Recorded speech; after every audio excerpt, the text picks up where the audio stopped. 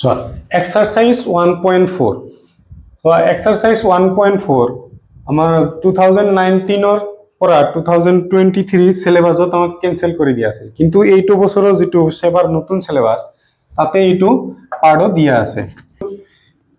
কি কৈছে, ক্ৰমাগত পৰিবৰ্ধনৰ সহায়ত 3 পইণ্ট সংখ্যাটো লিখিলো 3.765 সংখ্যাটো সংখ্যাৰেখাত প্ৰদৰ্শন কৰা।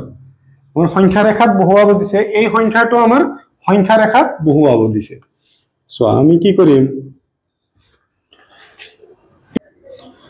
সংখ্যাটো আমাৰ কি 3 তকৈ ডাঙৰ আৰু 4 তকৈ সৰু, তেনেহলে আমি 3.1 3.2 3.3 3.4 3.5 3.6 3.7 3.8 3.9 তার পিছত কি হয়ে যাব 4।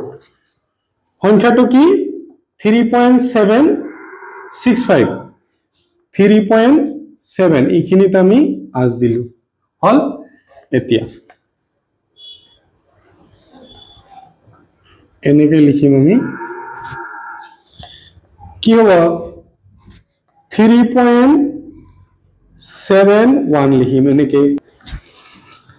সো এনেকৈ আমি এটা সংখ্যা ৰেখা আঁকিছো 3.71 3.72 3.73 এনেকে 4 লৈকে। সো আমাৰ সংখ্যাটো কি 765 76 আৰু ইয়াৰ মাজত আছে, এই দুটা পয়েন্টৰ মাজত আছে না নাই, তেনেহলে আমি আকৌ লিখিব লাগিব। সো ইয়াৰ পৰা আমি এটো আঁকি লৈছো, ইয়াৰ পৰা আহিল। সো 3.76 3.765 কত আছে, এইটো আমাৰ সংখ্যা ৰেখাত দেখুয়া হল 3.765 হল। ভিডিওটো পজ কৰি লিখি লোৱা। সো কোৱেশ্চনটোত কি দি আছে 4.26 ইয়াৰ ওপৰত বাৰ দি আছে, সংখ্যাটো চতুৰ্থ দশমিক স্থানলৈ সংখ্যা ৰেখাত প্ৰদৰ্শন কৰা। চতুৰ্থ দশমিক স্থান তেনেহলে 4.2666 হ'ব। ইয়াক আমি বহুতবাৰ 6 লিখিব পাৰো, আমার যেহেতু কইছে 4 বার চতুর্থ স্থানলৈকে 1 2 3 4।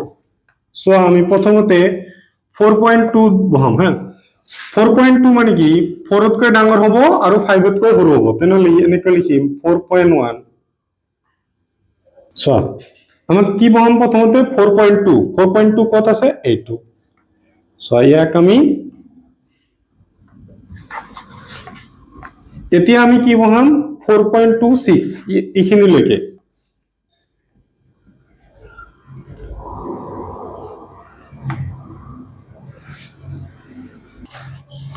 সো এতিয়া আমি কি বহাম 4.26 কত ইয়াতে আছে।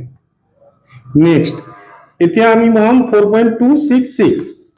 সো এতিয়া আমি কি বহাম 4.266 কত আছে 4.266 ইয়াতে।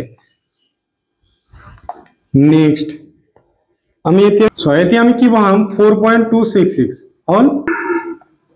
ভিডিওটো চাই যদি ভাল পাইছা তেনেহলে এটা লাইক কৰি দিবা আৰু চ্যানেলটোত নতুন হলে চ্যানেলটো সাবস্ক্ৰাইব কৰি দিবা।